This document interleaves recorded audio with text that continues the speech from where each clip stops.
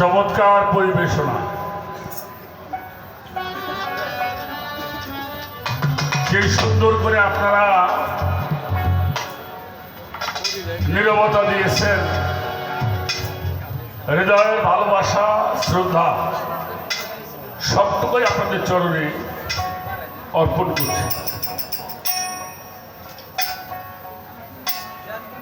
গুরু শিষ্যের পালা গান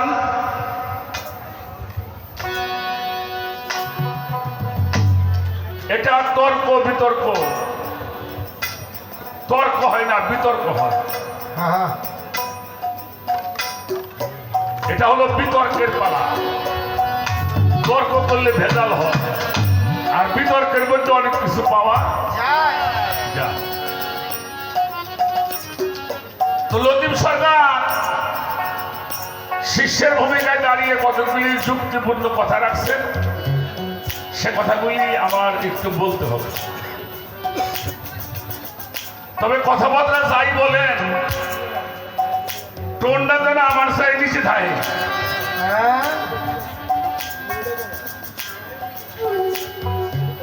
খুব খেয়াল করবেন। যাই বলেন, আমার টোনের চাইতে নিচে আপনার টোন যদি খুব নিচু থাকে, না হলে কিন্তু ইবাদতগুলি ছিনিয়ে নেওয়া হবে, বরবাদ হয়ে যাবে, মুনাফিকের খাতায় নাম চলে যাবে। পবিত্র কোরআন শরীফের মধ্যে একটা সূরা নাযিল হয়েছে, তার নাম হলো সূরা হুজরাত। এই সূরা হুজরাত নাযিল হলো, সেই কারণটা ছিল হুজুরে পাক মুহাম্মদুর রাসূলুল্লাহ, সকলেই বলি সাল্লাল্লাহু আলাইহি ওয়াসাল্লাম, সাহাবাদেরকে নিয়ে উনি আলোচনা করতেছিলেন, ধর্ম কথা বলতেছিলেন, তাকওয়া বলতেছিলেন, রিসালাত বলতেছিলেন, মাওলাইয়াত আলোচনা করতেছিলেন। এমন সময় বনি তামিম গোত্রের একজন মানুষ সেখানে ছিলেন। উনি দাঁড়িয়ে আরজি করলেন, ইয়া রাসূলুল্লাহ, ইয়া হাবিবাল্লাহ, আমার পিতা মাতার জান আপনার চরণে কুরবানি হোক।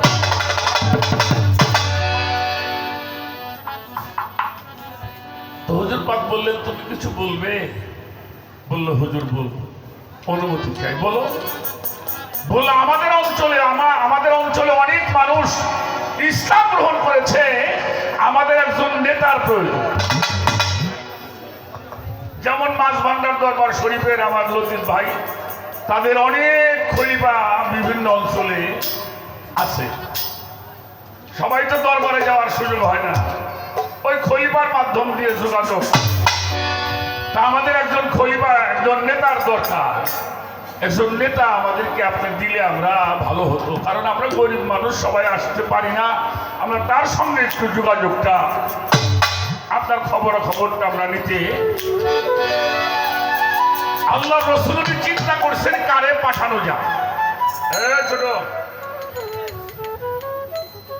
উনি চিন্তা করছেন কারে পাঠাবো।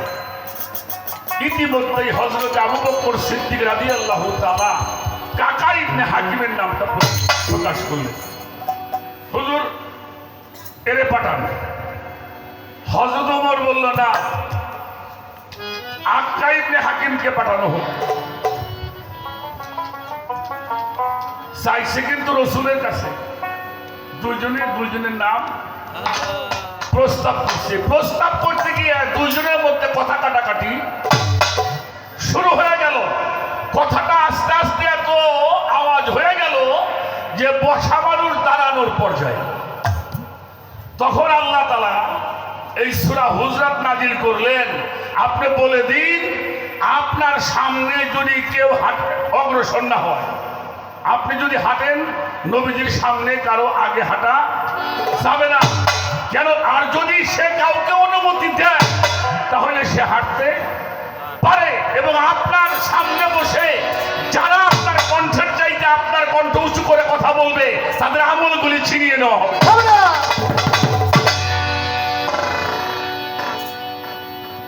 শুধু তাই নয়, মুনাফিকের খাতার মধ্যে নাম দেওয়ার সম্ভাবনা আছে। এরপরে থেকে যতদিন এই দুই সাহাবা বাঁচছে, হযরত ওমর তো কথা এমন ভাবেই কইতো আরে 3 জিজ্ঞান লাগতে কি করেন একটু জোরে করে কর এত এই আয়াতের তাফসিরে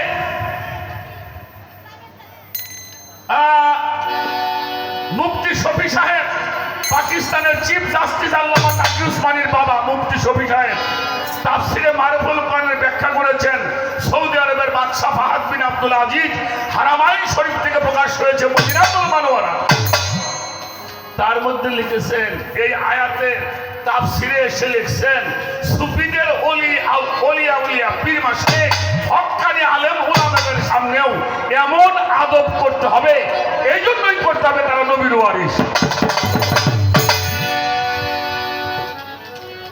হজ করতে যারা গেছেন খেয়াল করে দেখেন হুজুর পাকের রওজা মুবারকের সামনে পিলারের মধ্যে সূরা হুজরাতে 2 নম্বর আয়াতটা লেখা আছে সুবহানাল্লাহ এবং আজও রাসূল পাকের রওজা মুবারকের সামনে গিয়ে সূরা সালাম কালাম দেওয়া যাবে না উঁচু ভাষায় কথা বলা যাবে না কেননা আমার রাসূল পাক রওজা পাকের মধ্যে জিন্দা সুবহানাল্লাহ এ কথা আমার ভক্তরে কেন কইলাম ভক্ত মাঝে মাঝে গুরুগুরি করবে চায়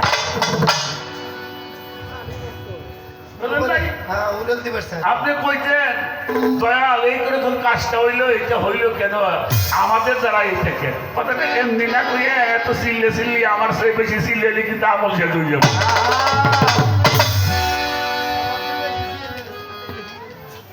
হুশ করে দিলাম ভক্ত বিপদ বলতে আমার জন্য বলব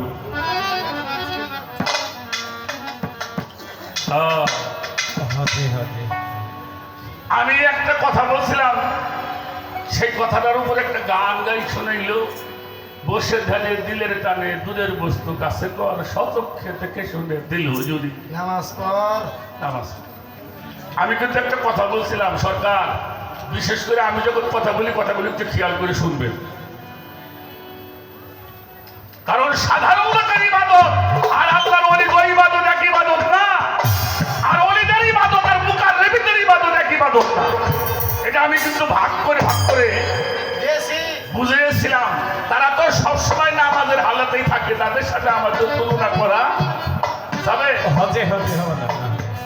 এর অর্থই না যে তারা নামাজ পড়ে না তারা সবসময় কোরআন শরীফের যে আয়াতটা কোরআনের যে হুকুমটা এরা সব সময় তারা মেনে চলে ইন্নাল মুসাল্লিনা আল্লাযিনা হুম আলা সালাতিহিম দাইমুন মুসল্লিগণ তোমরা সর্বক্ষণই সালাতের মধ্যে ডুবে থাকো এটা আমাদের দ্বারাই সম্ভব না এটা মুকাররবিন যারা আল্লাহর ওলি যারা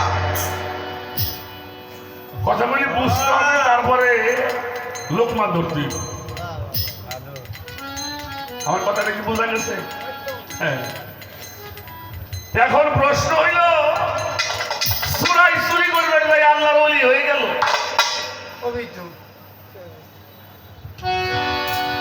আমার কুতুবউদ্দিন বৈদ্যের কাকিরে 12 বছর শাস্তি দিল আপনার নিয়মটা এমন কে নাকি কথাটা হলো যে একজন চুরি করতে যায় আল্লাহর ওলি হয়ে গেছে হ্যাঁ হতেই পারে জালালউদ্দিন রুমি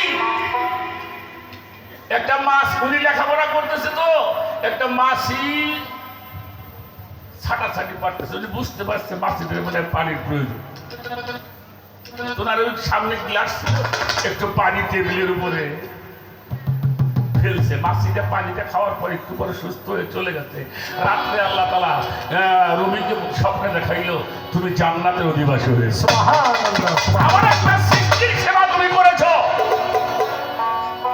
এখন এই কথা শুনলে সারা দেশের মানুষ যদি মাছিরে পানি খাওয়ায় দাম হইব ওটা হয়ে গেছে একটাই কাপড় ভিজাই পানি খাওয়াইছে আবার এক মহিলা জীবন ভরে বেশ্যাবৃত্তি করেছে প্রতিবেলা হয়েছিল হজ করতে গেছিল জীবনের শেষে উনি একটা কুকুরের বাচ্চারে পানি খাওয়াইছিল মরুভূমির মধ্যে কাপড় ওই কাপড় ভিজিয়ে পানি এনে চিপড়ে কুকুরকে খাওয়াইছে এরপর আল্লাহ তার হজ কবুল করছে সুবহানাল্লাহ এখন এই কথা শুনে এই আমরা বাংলাদেশে যে পতিতালয় আছে ওই মেয়েরা যদি বেটা কুত্তের বাসারে বাড়ি হয় কামো বুইরে ডেকে খবর খবর এটা হালিয়াতের ব্যাপার। এটা কইলাম চুক্তি। এবার দলিল শোনেন। কয় কয়। ইবাদতের দুইটা ফর্মুলা আছে, একটা হলো আমলি, একটা হলো নজুরি। একটা হলো আমলি। আমল করতে করতে এক সময় সে অলির পর্যায়ে পৌঁছায়। আমল করতে করতে এক সময় লতিফ সরকার খালি লতিফ আসিল। কি? এক সময় কি আসিল? খালি লতিফ। যখন আবু সরকারের সাথে থাকতো তখন হলো খালি লতিফ। পরে যখন গান শিখলো তখন হয়েছে লতিফ সরকার, আবার এখন খলিফা লতিফ। হ্যাঁ, ভান্ডারি লতিফ। এটা করতে করতে পাওয়া গেছে, করতে করতে আমল করতে করতে এটা আমলই বলা হয়। আমল করতে করতে তার গুরু যখন কোন ভক্ত যদি তাবেদারি গোলামি করতে করতে তার গুরুর মনকে সে জয় করতে পারে, আর ওই গুরু যদি কোনো সময় তার দিকে রহমতের দৃষ্টিতে তার দিকে তাকায়, সঙ্গে সঙ্গে তার কলবের মধ্যে অগণিত মতি মঙ্গা ছড়াছড়ি হয়। চোখ দিয়েই যায়, কারণ মুখের ভাষায় অলি হয় না, অলি হয় চোখের ভাষায়। কলবের বাক্যে যখন জ্বলে তখন জবান বন্ধ হয়ে যায়, নিয়ে চোখের ইশারায় অনেক কিছু হয়ে যায়। এটা হলো আমল করতে করতে। আমার কথা কি বোঝা যায়? হ্যাঁ, ভক্ত তো খুব ভক্ত ভক্ত আজকে। হ্যাঁ, ভালো। আর একটা বিষয় আছে, আমার ভাই হাসান চিশতি, নাম শুনছেন তো? হাসান মিয়া, তার গান মমতাজ বেগম গাইছে, লাল মিয়া বইতে অনেক গাইছে। আমার উস্তাদের প্রথম ছাত্রই হাসান ভাই, খাজা ইসরাইল চিশতির হলো ভক্ত। তো উনি একটা গানের মধ্যে বলছে, মুর্শিদের দরবার, মুর্শিদের কথা বলে বোঝা লাগবো। মুর্শিদের দরবার ভক্তের হলো কাবা ঘর, জান্নাতের হাওয়া সেথায় বয়ে যায়, বিশ্বাস ভক্তি থাকিলে মুক্তি, কে জানে কার ভাগ্য হয়।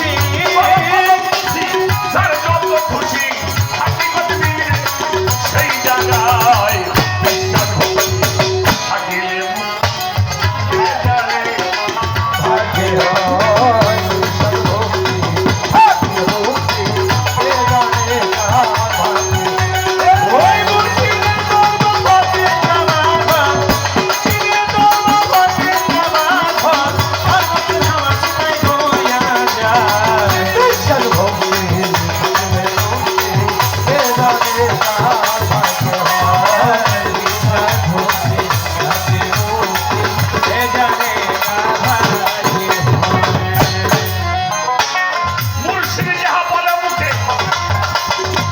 রাখিয়া রাখিবে ভিতরে ওজন করিবে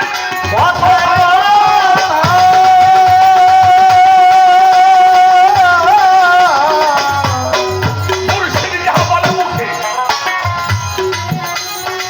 রাখিয়া রাখিয়া মুখে ওজন করিবে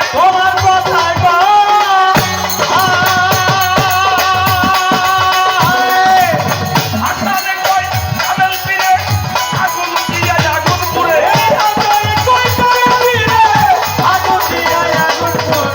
কামেল পীরে আগুন দিয়া আগুন পুরে দেখি আমার ইসরাইল থাকে মনে পুরায় ভক্তি আমি ভক্তি এ জানে হয়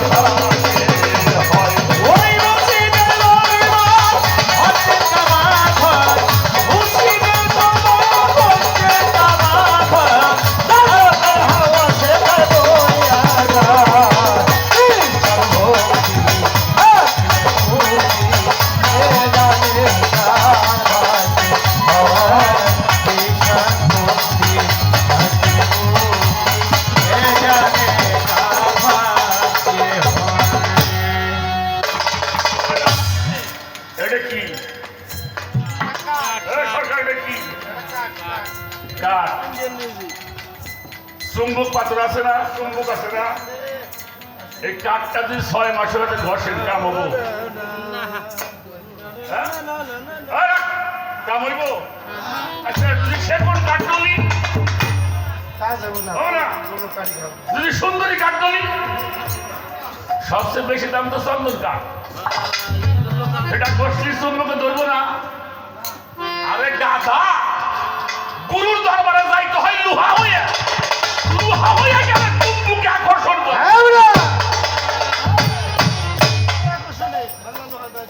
চুম্বুকে কাছে যাইতে হলে লোহা হয়ে যাইতে হয় হ্যাঁ যাই এই পীর সামনে আসসালামু আলাইকুম কই পাইলে এই সমস্ত ফাজলামি? আগে দেখতে হবে পীর কোন হালে আছে হাল খেয়াল করতে হবে পরিবেশ না বুঝে সালাম দেওয়া ঠিক না ঠিক না কোন সময় দৌড়ালে থাকে কোন হালে সালাম দিও না কথায় কথায় করো কদম মুসি যার যত খুশি রহমত পাইবে তুমি সেই আস্তে ওলি আল্লাহ দরবারে পীর মুর্শিদের দরবারে যাবেন আল্লাহর ওলিরা পীর মুর্শিদ যারা হক্কানি কামেল রব্বানি পীর মুর্শিদ যারা তারা সবসময় কিন্তু একটা হালের মধ্যেই থাকে না বাবা তাদের আচরণ কথাবার্তা কি আমাকে মতো হ্যাঁ এক সময় নরম এক সময় গরম বুঝতে হবে কোন হাল আপনি দরবারে প্রবেশ করেছেন আপনার মোর্শেদ কেবলা হুজরা খানার মধ্যে বসে উনি চক্ষু বন্ধ করে আছেন উনি ওনার হুশদার দম রেগাবার কদম সমর্থন উনি ভ্রমণ করছেন মোর্শেদের সঙ্গে সায়ন করছেন ভ্রমণ করছেন আপনি যে দেখলেন যে হুজুর চোখ বুঝে রয়েছে আপনি পাঁচ বুঝাই করলেন আসসালাম আলাইকুম 1 কোটি বছরের পাশে বলুন 1 কোটি বছর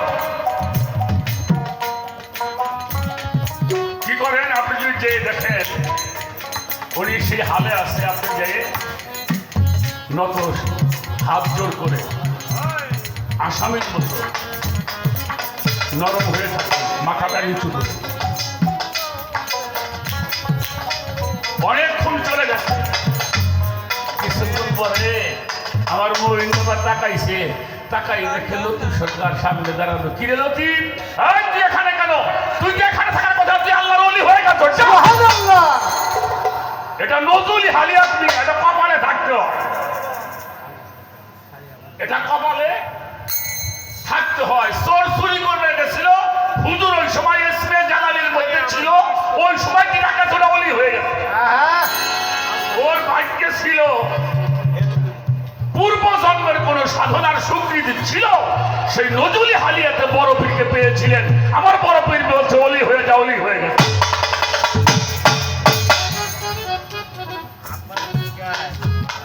এজন্য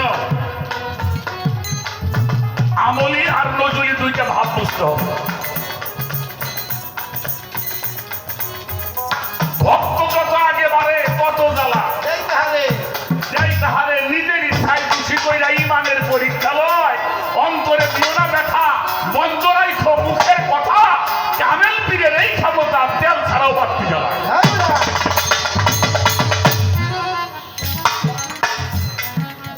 কাজেই আমি লতিফ সরকারকে উদ্দেশ্য করে যে কথাটা বলেছি, এটা আমাদের প্রত্যেকটি গুরুধারা মানুষের খেয়াল রাখতে হবে। আমরা যেন কখনোই পীরের চাইতে উঁচু ভাষায় কথা না বলি। এটা পবিত্র কোরআন শরীফ আমাদের শিক্ষা দিয়েছে। এই দুইটা বিষয় বুঝতে হবে, জানতে হবে। গুরু যাহা আদেশ করবে, গুরু যেইভাবে তোমাকে সাধনার শিক্ষা দিবে, সেইভাবে তোমাকে সালাত করতে বলবে, তোমাকে সেইভাবেই সালাত করতে, সেভাবে সিয়াম করতে হবে, সেইভাবে যাকাত প্রদান করতে হবে। অতএব মুর্শিদ যেইভাবে, অর্থাৎ রসুল যেভাবে তোমাকে নির্দেশ দেবে। পীর হলো রসুল, এটা ছিল, আছে, থাকবে। খাতামান নবী শেষ। এবার আসেন আবু বকর সিদ্দিক রাদিয়াল্লাহু তাআলা আনহু। এই কথাটা আমাকে সরকার বলছে কিনা? হ্যাঁ, আর সেই কথাটা যদি বোঝো সরকার, তাইলে তো আর এই কথা থাকি নিয়ে, এটা যদি বোঝো,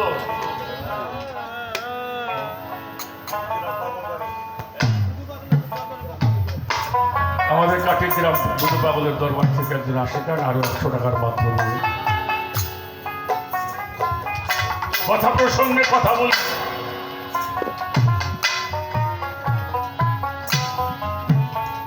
সাহাবাদের ভালোবাসা,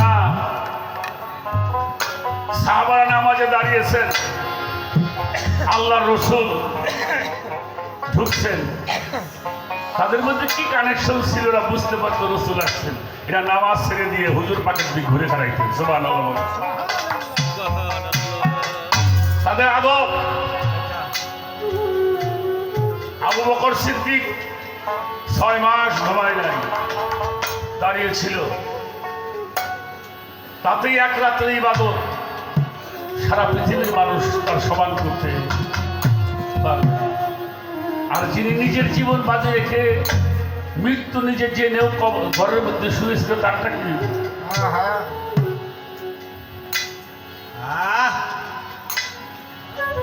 যিনি নিজের জীবন বাজি রেখে নিশ্চিত মরণ জেনেও তিনি নবীর বিস্তার উপরে শুয়েছিলেন, তার ইবাদতটা কতটুকু হবে? হুজুর পাক যখন বের হয়ে গেলেন আবু বকরের ঘরের সামনে, তখন আল্লাহ তাআলার কাছে দোয়া করেছিলেন। সূরা বনী ইসরাঈল 80 নম্বর আয়াত, অকুর রব্বি আদখিলনি মুদখালা সিদকি অকুর রব্বি আদখিলনি মুদখালা সিদকি ওয়াখরিজনি মিল্লা দুনকা সুলতানুন নাসির। আল্লাহর কাছে বলছে, আল্লাহ আমি তো নবুয়ত নিয়ে চলে আসলাম, আর আমার রেসালত কিন্তু ঘরের মধ্যে রাইখে আসছি, আল্লাহ তুমি তারে হেফাজত করো। সাহাবাদের ভালোবাসাটা, কেউ ঘুমায় নাই, কেউ নিজের বিছনায়, কেউ জীবন বাজি রেখে শুয়ে থাকছে, কেউ নিজের সন্তান পর্যন্ত।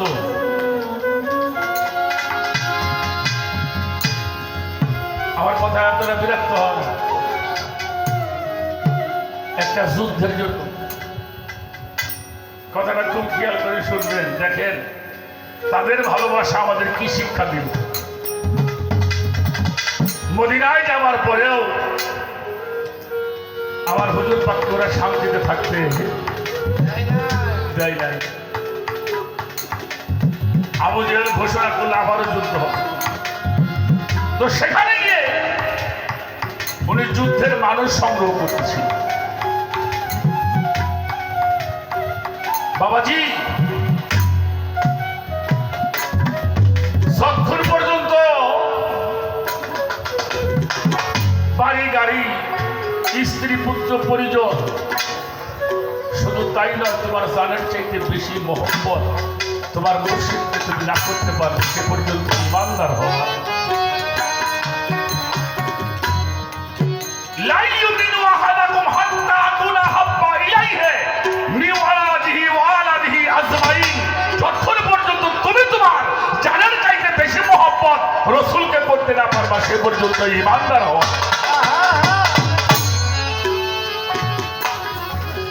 আপনার রাসূলকে যিনি মুর্শিদ, উনি ছোট বাজাও তো মানুষ সংগ্রহ করতেছিল, যুদ্ধে নাম লেখাইতেছে মানুষ। একজন মহিলা 2.5-3 বছরের একটা ছেলে কোলে করে নবীজির সামনে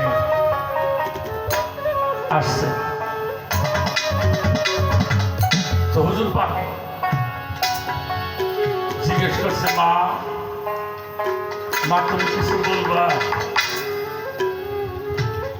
বললো, হুজুর বলবো। কি বলতে চান?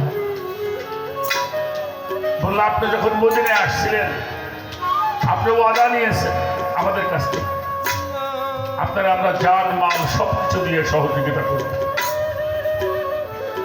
আজকে এই যুদ্ধের দিনে আমি কি দিয়ে আপনারা সহযোগিতা করব?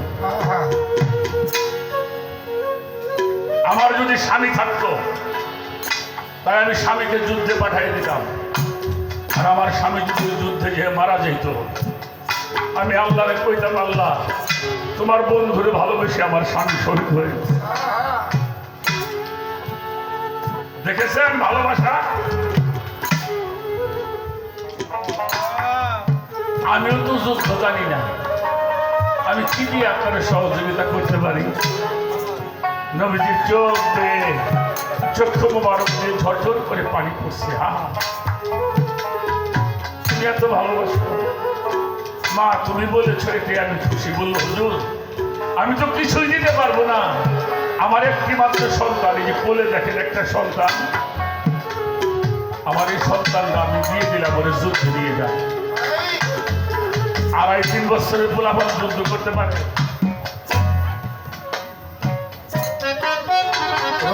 বলল, মা তুমি যে তোমার সন্তানকে দিতেছ, ও কি ঘোড়া দাবড়াইতে পারে?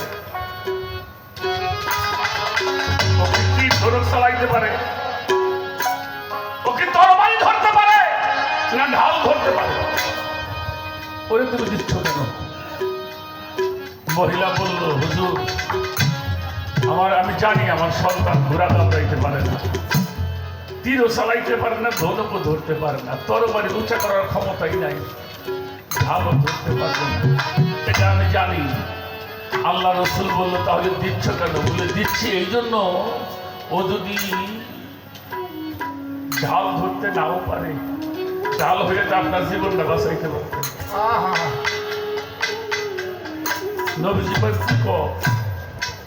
বললে, কাফেররা যখন দূর থেকে আপনার গায়ের মধ্যে তীর ছুঁড়ে মারবে, আমার সন্তানটাকে সামনে ধরবেন, আগে আমার সন্তানের বুক ছিদ্র হবে, এরপরে আপনার গায়ে তীর লাগবে। কাফেররা যখন আপনার গায়ের মধ্যে তরবারি দিয়ে কোপ দিবে, আমার সন্তানটাকে ঢাল হিসেবে ধরবে, আগেও 2টা খণ্ড হবে, তারপরে যেন আপনার গায়ে আঘাত। এটা হলো ভালোবাসা, এখানে কোনো দলিল লাগে না। বিনা দলিলে আল্লাহ, বিনা দলিলে আল্লাহ, বিনা দলিলে রসুল এক, বিনা দলিলে গুরু এক। এই জন্য যত গোলামি করবা, যত দরবারের গোলামি করবা, তত সালামি বেশি পাবা। কথা কন দেখে, যার গোলামি নাই এর সালামিও নাই কতটুকু পড়াইছে পড়তে পড়তে বাধা বাধা হয়ে যাবে ছাইয়ের মধ্যে আগুন ধরে না ছাইয়ের মধ্যে কিন্তু আগুন ধরে ওই ছাই পুজো আংরা হয় আংরার মধ্যে আর আগুন ধরে এই জন্যে যারে যত বেশি ভালোবাসে গুরু তারই বেশি জ্বালাতন দিয়ে পাকা সাধক আব্দুল হালিম বয়াল সৃষ্টি গানের একটা গান আছে সাধুগঞ্জ যাবি যদি মন আমার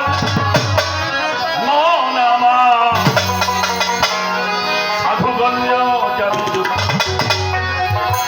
মন আমার গুরুর চরণ কইরা শরণ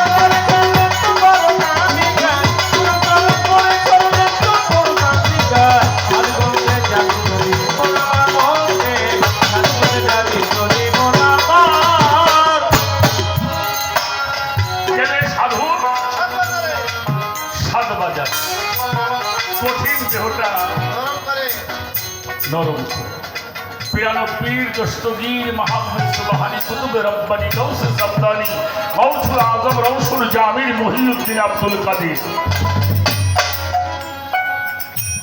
উনি বলেছেন তুমি যত বড় বিদ্বান হও পৃথিবীর সব শিক্ষা তুমি গ্রহণ করেছ যখন কোনো অলি কামেল পীর মুর্শিদের দরবারে যাও তুমি মনে রাখবে তুমি কিছু জানো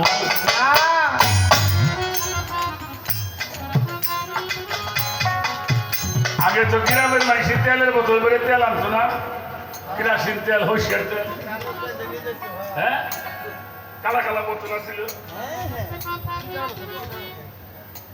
ওই হইসের তেলের বোতলও বড় কেরাসিন তেলের বোতলও বড় কিন্তু ওই কেরাসিন তেল আনা লাগবে কিন্তু সর্ষের তেল তো ভরাই আছে চাষি বলে হাতে দিয়ে দিয়েছে ওইটা উনি হাতে নিয়ে চলে গেছে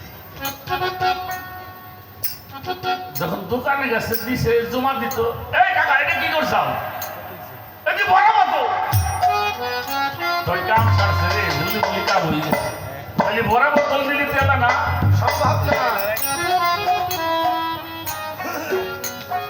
খালি আটে যাই ঘুরে আসন লাগবে পীর মুর্শিদ ওলি আল্লাহর দরবারে গেলে নিজে শূন্য হাতে যাবে শূন্য হতে পারলেই পরিপূর্ণ হওয়া যাবে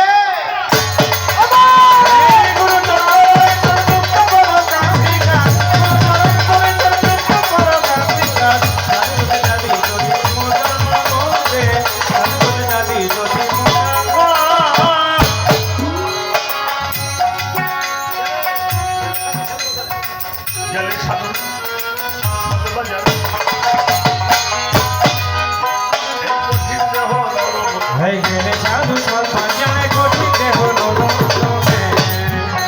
এবার গেলে সাধু অথবা যাবে গঠিতে হলো নরক। প্রেম আগুনে বন্ধ করে উঠাবে দেহের ঝঙ্কার।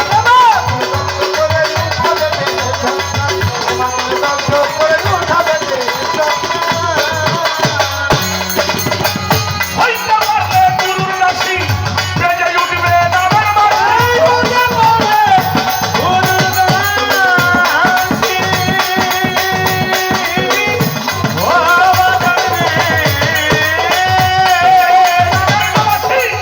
অন্ধকারে দেখবি না বসি, দেখবি বসে আলোকার।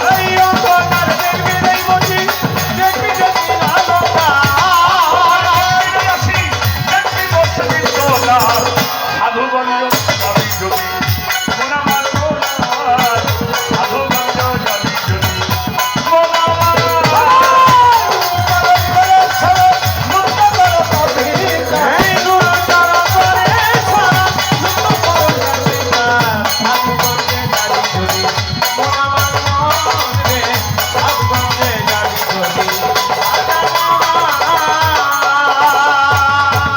সিদ্ধি দেশে যে জন্মিলে পরম সাধু তালে বলে। সিদ্ধি দেশে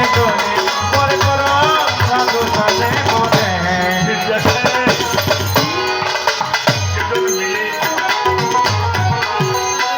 পরম সাধু তার বলে। যেমন হরিদ্রতে চুনা দিলে দুই রঙে হয় একাকার।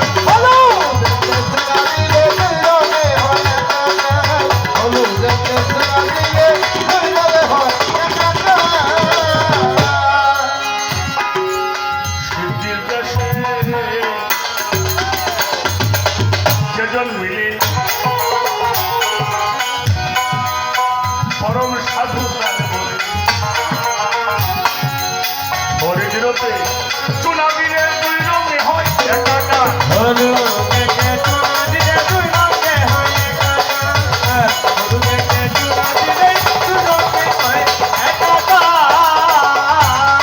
চন্দনের বাতাস লাগিয়া কত হিজল যেন চন্দন হয়ে।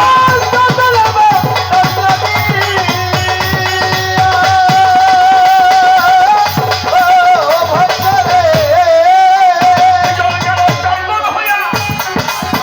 ও সাধুর হাতির তলে গলি মিয়া সাধুর তত্ত্ব পরশায়।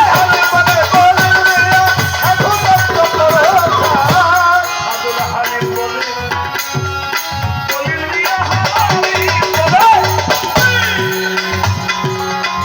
হাতির তলে গলি মিয়া সাধুর তত্ত্ব পরশায়। সাধুগঞ্জ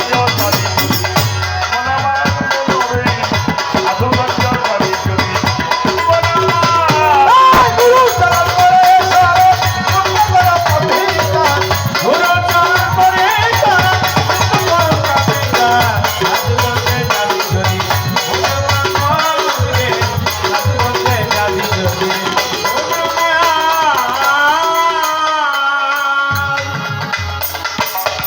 ছোট্ট ছোট্ট বাজার কিছু কথা বলুন।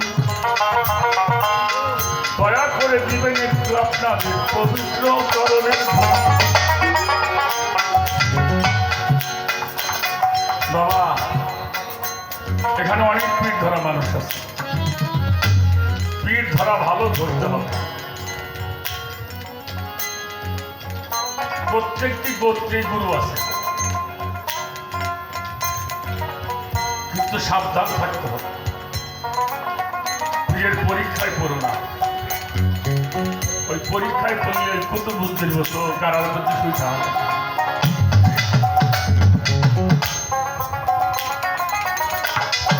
ভাবুক বিজয় সরকারের একটা গান শোনা।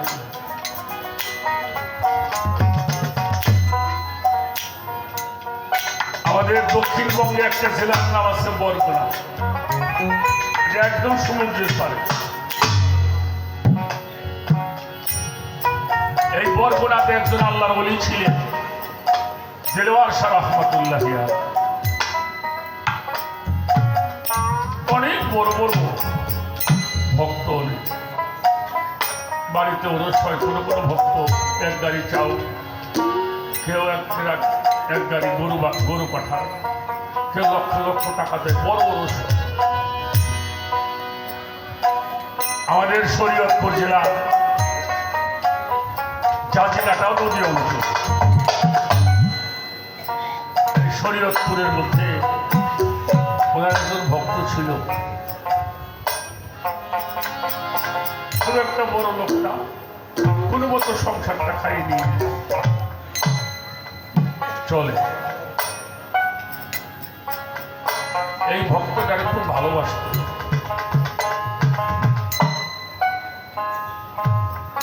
আমি নিজের অনেক ধন্য মনে করি, প্রভু আমাকে এই গায়ক তুলে পাঠিয়েছিল। একটা ভক্ত জীবন মরণ সাধনা করে যতটুকু গুরুর ভালোবাসা না পায়, একজন শিল্পী সে দরবারে সেই ভালোবাসাটুকু পায়।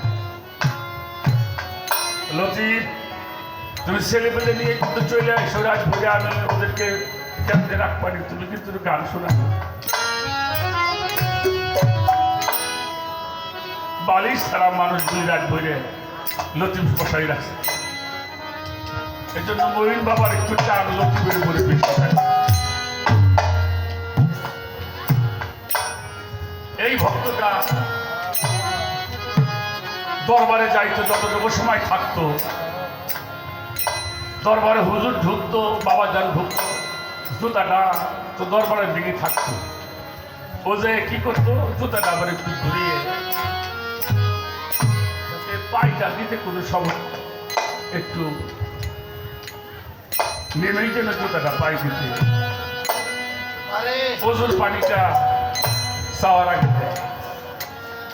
যে কয়দিন থাকে রাত্রে পীরের পায়ের নিচে ঘুমায়, ওই দরবারে থাকে। বাবার গোলামি করতে করতে, খেদমত করতে করতে বাবার পায়ের নিচে পাউডা বুকের মধ্যে নিয়ে শুয়ে থাকে। লতিফ ভাই, গান বাজনা করি যাই বলি, গুরুর চাইতে বড় কোনো বন্ধু নাই, যার কাছে গেলে ঘুরিয়ে লাগে কোনো কিছু হয়ে যায়, মনে থাকে।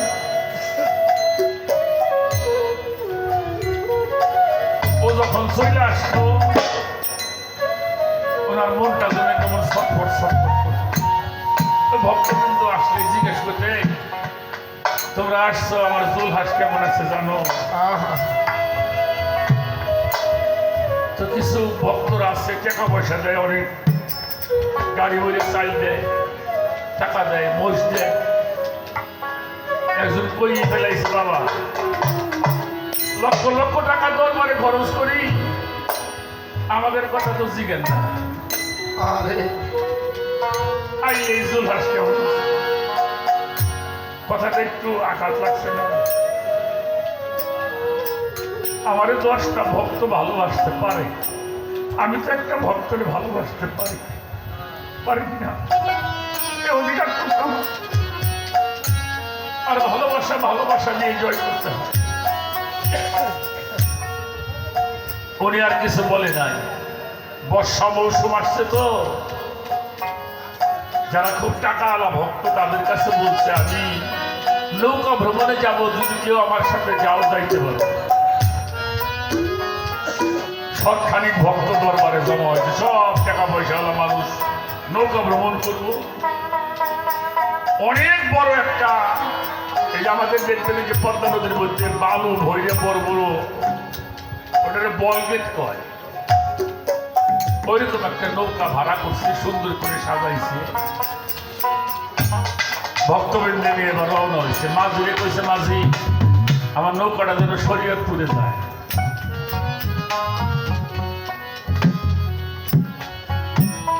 শরীয়তপুর রওনা হয়েছে, অন্তত 10-15 মাইল দূরে নৌকাটা, কিন্তু দেখা যায় নৌকাটা ছোট।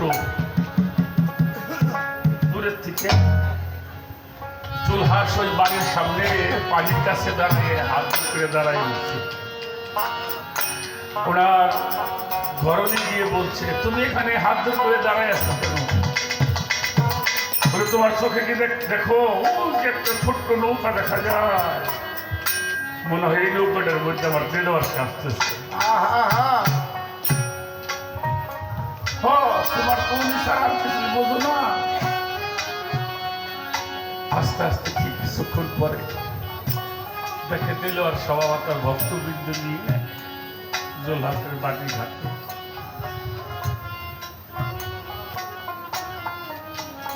সিঁড়ি নামাই দিছে। সিঁড়ির কাছে গিয়েছি তুই শুয়ে রয়েছি, কইতেছে বাবা আমি তো আর তোমার কিছু দিতে পারবো না, তোমার এই পবিত্র আমার এই বুকের উপরে রাখো, আমি একটু শান্তি পাবো। কেউ কোনো কথা বলে না। বাড়িতে নিয়ে গেছে, বাবা বসেন, বসবো না, আমি চলে যাব। তো একটা কথা বলি, তুমি এখানে থাকো বললো হয়, এই বাড়িটা কার? বলি বাবা এটা আপনার বাড়ি, আমি গোলামি করছি, আমার বাড়ি, আমার বাড়ি তুমি থাকতে পারবো না। তোমার ঘর ভাঙবো, ঘর ভাঙকে আমার নৌকার মধ্যে উঠাও। তরিকার ভাইদেরকে বললো ভাই তাড়াতাড়ি করো, আমার ঘরটা ভাঙছে বাবার নৌকার মধ্যে। ঘরটা ভাঙছে, একে একে গরু বাছুর ছেলে মেয়ে যা ছিল সব নৌকা উঠে মাঝরি করে যাও, এবার নৌকাটা ছাড়ো। আর জোলহাট হইল বাড়ির পালানে দাঁড়াই দিচ্ছে, দাঁড়াই দাঁড়িয়ে চোখের পানি দেখতেছে। নৌকাটা ছাড়ছে, একটু দূরে গেছে ভক্তরা, তার বাবা ওর সব কিছু নিয়ে আসছেন, দেখেন এখন দাঁড়াই দাঁড়াই কাঁদতেছে। মাঝিরে বলছে নৌকাটা ঘোরাতো, নৌকাটা ঘোরাই আসছে। কিরে জোলহাস তোর ঘর নিয়ে গেছে এই জন্য কাঁদতেছ? বললো না বাবা আমি কান্দব কেন, আপনার ঘর আপনি নিয়ে গেছে না, তোমার গরু বাছুর নৌকায় নিয়ে গেছে এই জন্য কাঁদো। বললো না আপনার তো আপনি নিয়ে গেছে, তোমার স্ত্রী তোমার ছেলে মেয়ে নিয়ে গেছে এই জন্য কাঁদো। বললো না কাঁদোস কেন, তুমি তো বলে বাবা তোমার এই নৌকার মধ্যে কত কিছুর জায়গা হচ্ছে, আমার ঘরের জায়গা হচ্ছে, আমার গরু বাছুর আমার ছেলে মেয়ে সব কিছুর জায়গা হচ্ছে, আমার জায়গাটা তো তোমার নৌকার মধ্যে হইল। দেলোয়ার শাহ বাবা নৌকার থেকে নেমে বলছে, দেলোয়ার জোলহাসে বাবা তুই যে আমার, আমি যে তোর, এটা ওরা বোঝে নাই, তাই হোক বোঝানো করবো।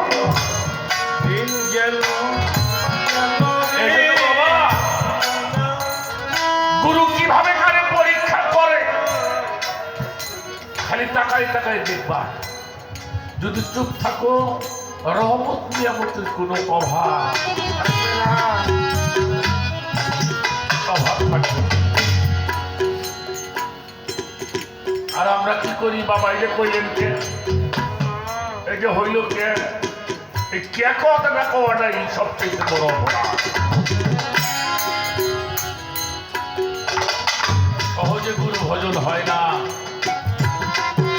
এই জন্য আমরা যেন সেই আচরণটুকু শিক্ষা গ্রহণ করি। আগে ইবাদত করতে হলে আগে আদব শিখতে হবে, যার মধ্যে আদব নাই সে ইবাদতের চার পয়সারও দাম।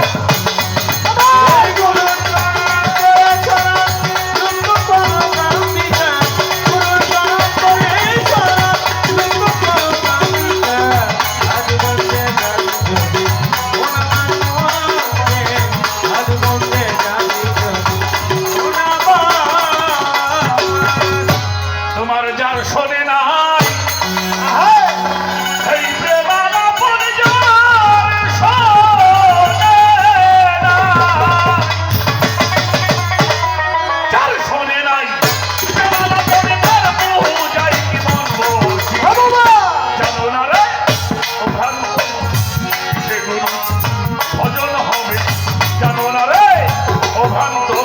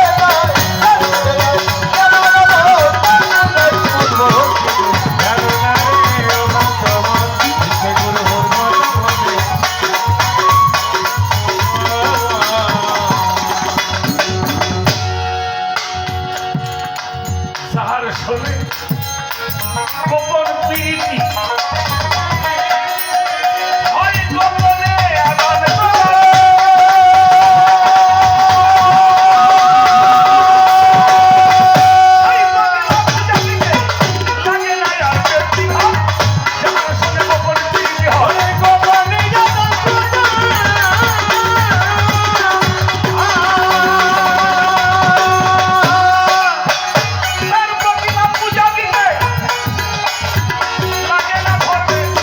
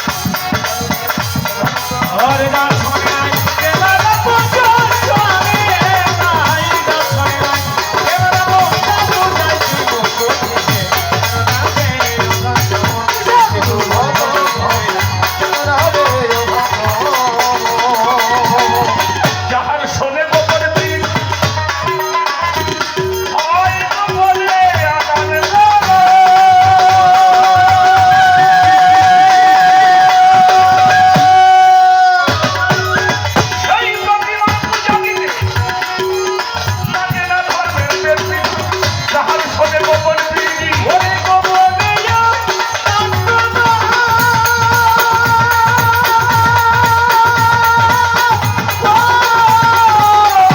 অন্তরা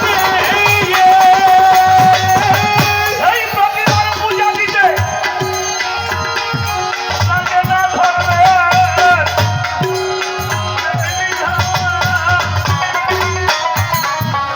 পঞ্চরস একত্র করে দেবী হরিকে এই বজর জাগা চোপড়া দেখিরি জানি রে ভাবে